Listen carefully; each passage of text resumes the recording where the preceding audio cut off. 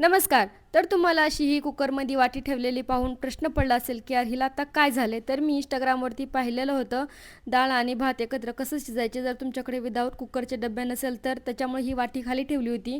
तर ती डायरेक्ट त्या कुकरला चिटकून बसली आहे. आता ती कशी निघणार आहे, हे मला काही माहिती नाही आहे.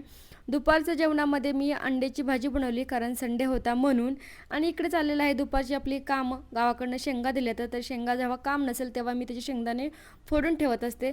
संध्याकाळ झाली आणि योगेशच्या इकडे चहा पितोय आणि रायाला पण चहा दिलेला बनवून.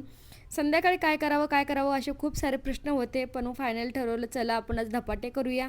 आणि मग मी घेतली इकडे धपाटे करायला. तर मावशी थोड्या वेळ अर्ध्या तासासाठी माझ्याकडे बसायला आलेली, तर तिलाही टेस्टसाठी दिलेली धपाटे मी छान झाले होते. आणि इकडे साईची आणि योगेशची दोघांची मस्ती चालू आहे. अभिनव खूप मस्ती करतो आणि तोच खूप दीदीकडे चल चल बोलत होता, म्हणून तर मग माझ्याकडे आली होती. रायांचं चालू आहे आपलं हे रोजचंच. तर थँक्यू.